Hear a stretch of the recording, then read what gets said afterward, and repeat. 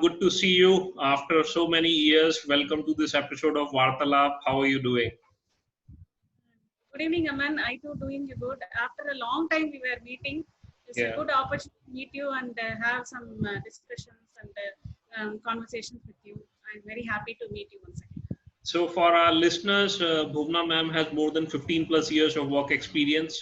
She was for very long associated with Computer Sciences Corporation. And currently she has taken up a sabbatical and is learning Sanskrit and acupuncture. Anything that you wish to add to your profile, ma'am? Yeah, thank you. The reason being different, I generally want to explore different languages Mm-hmm. as my career path. So Mm-hmm. that's why one thing why I went for Sanskrit is being coming from a family, we used to say sloka every day. So Okay. that time I used to think what is the meaning of that? That was a Mm-hmm. question I was having a long time. So this Mm-hmm. break has given me to explore to learn the language, which Mm-hmm. came as a services from the team here, the Samskrita Bharati. Through them, Mm-hmm. I So since started learning the language. since we hit the language part first, and we have a new education policy which is talking about a three language formula, what do you think would happen in the state of Tamil Nadu, which has for long propagated a two language policy? How do you see that panning out? It has a two different perspective of it. Mm-hmm. One is being from the Tamil Nadu, Tamil and the English. These are the Mm-hmm. predominant language has been Yeah, forced on people to know, learn. But yeah.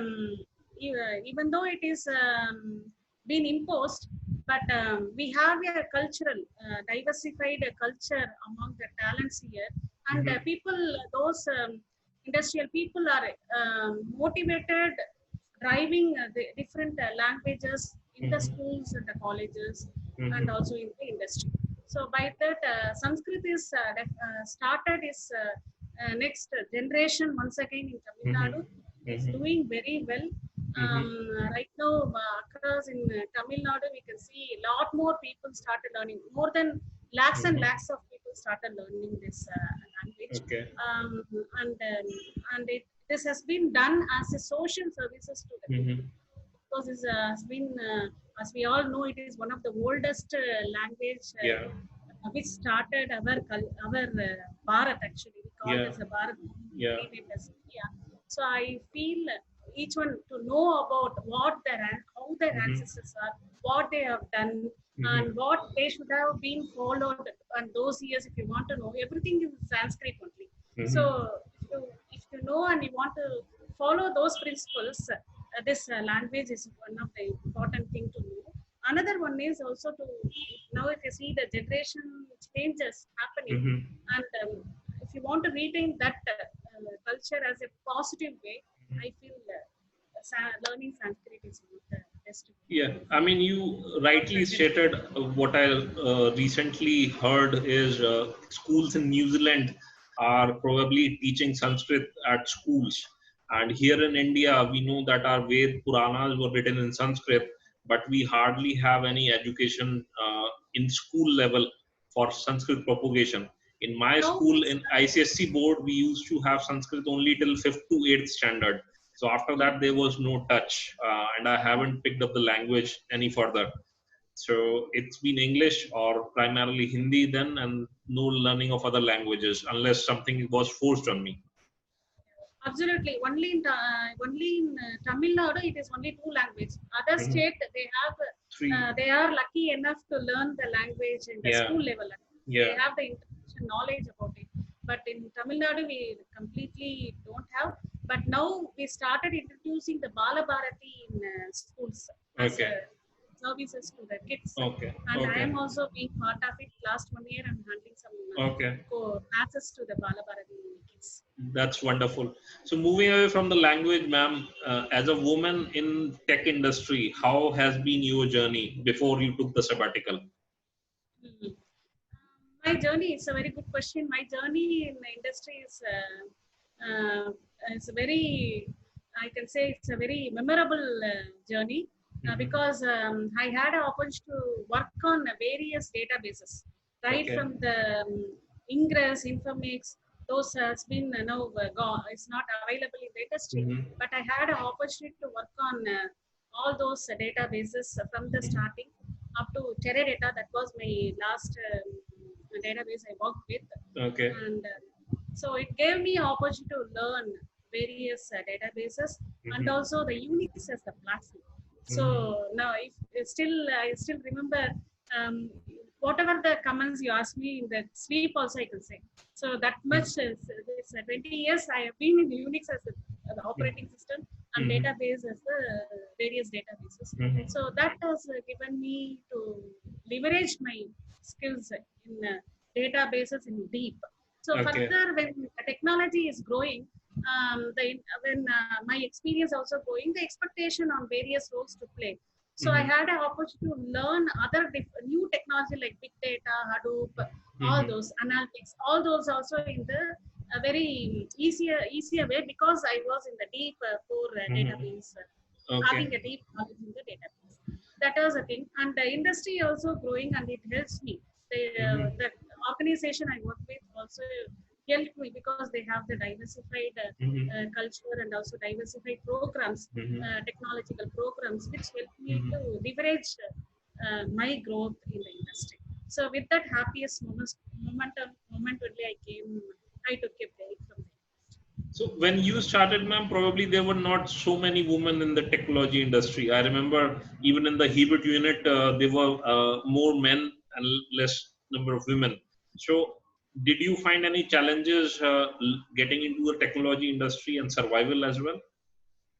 um, I the challenges I can't say it as a, it is initially it was more as I said it was more men and less women because that time only the this technology has started industry started Mm-hmm. growing Mm-hmm. and luckily the team I worked with even though it is men oriented they're all Mm-hmm. welcoming the women talents too into the Mm-hmm. industry to play the roles and Mm-hmm. that gave me opportunity to move freely with the people and also they also helped me to bring lot of women talents into the team also so Mm-hmm. both the way it is a given take policy which helped Mm-hmm. to liberate bring lot more women talents into the team so I can say it is more of a um, give and take policy and more of a, welcoming team I had or Mm-hmm. open-minded people and good-hearted people I had. Mm-hmm. That's why it was easy. There was, of course, there are some challenges to face, but it was a very positive way. And whenever any challenges faced, we have a system of discussing among the group how to Mm-hmm. solve those problems and Mm-hmm. taking each one solutions together and arriving a better solutions like that that was happening so it helped me to bring some more women teams women talents into the team.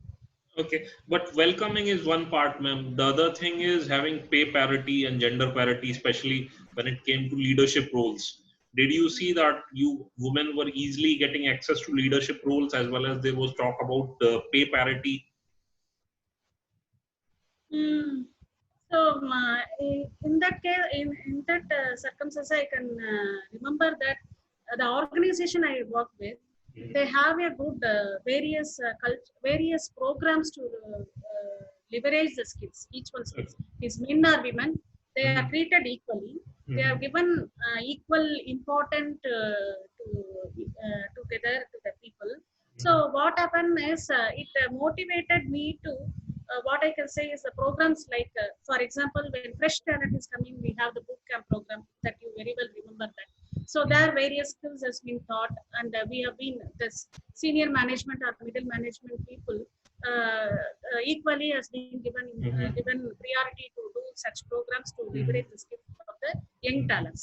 Similarly, for the middle management and the senior management, we have a program like PMP and other project management courses which helped equally being given with the what I can say based on the performance and the methods.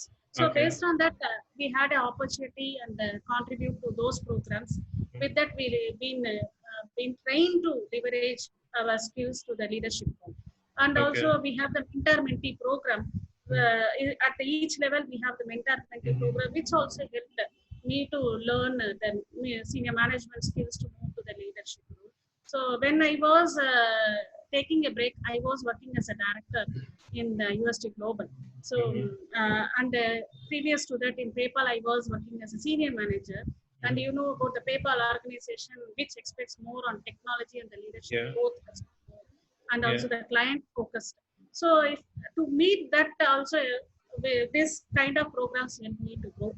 And of course, it another point I can remember now is these kind of programs to be repeated more and more to leverage the skills of the women, so that they can inspired by these programs, and also they know that and they can make use of that to go to the next level. So apart from the skilling piece, ma'am, because pay parity is a very big terms, it's a gender movement as well in Western world, where they talk about having equal pay for men and women. Did you see something of that sort in your company as well, especially in the Indian context? Paper, I didn't see that kind of difference much. So far, the organization I worked with, it was equally been given and equally treated. But there may be some one-on-one cases I haven't come across. That was so I feel at this point of time. I never felt that there is a gap between in the women and the men pay structure or something. Okay. So one thing that I want to understand from you, so you have seen close to 20 years of work experience, and the technology has shifted as well. If you had to probably advise more women and girls who join the technology industry today, what will be your advice be? It's a very good question. Yeah, technology has grown in various ways. And if you see now we are in the pandemic Phase, situation, and this is the only industry which is still continuing without anywhere any stop. It is growing and growing and consuming more and more data and information and technology, and given opportunity to people to learn their skills, whatever the learning skills and learning process they want to leverage now, and giving that opportunity has been given now to the people here. So as I told earlier, there are a lot of programs in the organization happening, and every people, young talents also, women. So by seeing this kind of growth, for example, like me or some people in the leadership role in their organization as a women leadership people, if they're seeing, so they can take them as an example, and they can motivate them to do mentorship program with them. So organization can also bring that kind of learning process as a structured way in their organization, so that these women can took that opportunity in the positive way to take up the roles. So by that, the young women also get inspired and started moving towards leveraging the skills and career pathways. That was I feel at this point. Okay. One last question, ma'am. You have seen over 20 years that generally for appraisal purposes in especially information technology industry, the good old bell curve was used. Now there is more clamor for something called as OKR, objective and key results. It came from Intel, Google applied it, and now every company wants to use it. How do you see the future of appraisal as well as goal setting, uh, promotions, reward, those kind of things happening in information technology industry in next 10-15 years? Yeah, absolutely. Reason is because it is becoming more and more people getting into this industry is increasing more. Um, Another point is also the technology point of view. They want to look whether they can leverage that opportunities or those skills. That's why these kind of measurements has been started implementing in the industry too, because the niche skills pieces that was going to rule over from started already. That is going to be the future of each and every Yeah. talents in this IT industry. So that nice skills combined with the psychological factors to it, or what I can say, the assessment. What I'm not getting the exact Assessment. assessment in the sense psycho assessment process, which Okay. has not been directly informed to the talents, but in turn the appraisal process will be reflecting of those parameters too. So Okay. if your grade is 1 to 5, so if 3 means what, 4 means what, we know that is a good bad, like that. But in turn that the question going to be with the assessment factors, psycho assessment factors. So whether the question has been understood by the talent or not, based on that it is going to be, because the competition is heavy. They need to bring some kind of measurements to fulfill all the Yeah. needs of the. Yeah. I mean, the aspirations have changed. Yeah, and of course the young generation has been from the now. If you see the kids also having various, if you see the portion what we read during our college time is heavier, 20% or 30% heavier now. So that way they have been exposed to. So obviously this also it is going to be a cakewalk or easy way for them to come up. That's what I think. Cool. So one last question, ma'am, going back to the language. With the new NEP policy, do you think the state of Tamil Nadu will move to a 3-language formula, or will it still stick to a 2-language formula?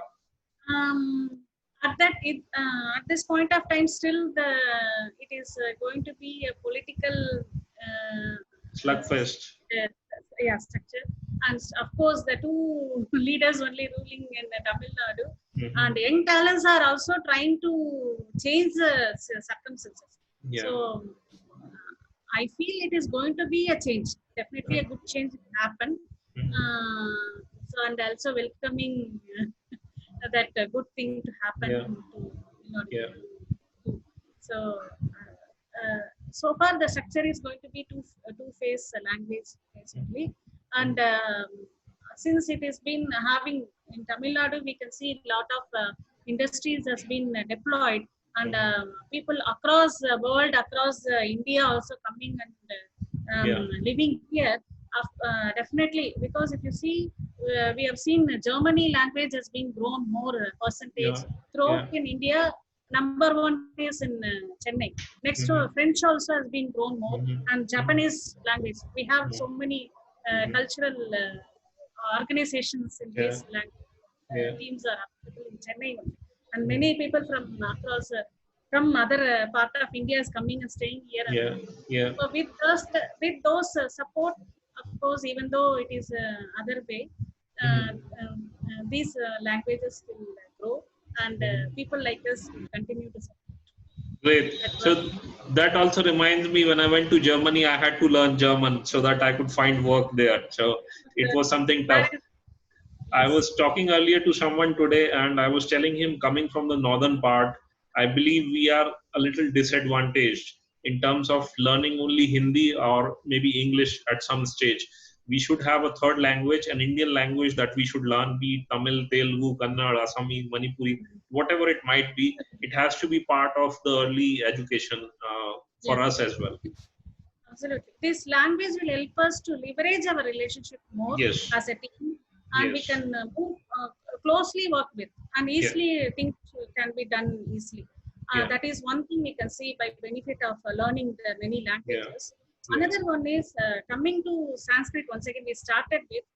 So, and I see when we were growing, usually we can see that our memory is getting slowly getting decayed, and we can't perform as as our young age. And I have seen that kind of gap when I was getting touching 50, and being in this when I started this language, I can see my memory started going back as my young age. That one that was being proven by NASA too, and I myself is a living example of being learning this language is helping me a lot in that. Yeah. Another, so now like industry, another language, another one hand is Sanskrit, another hand is acupuncture that you touched upon.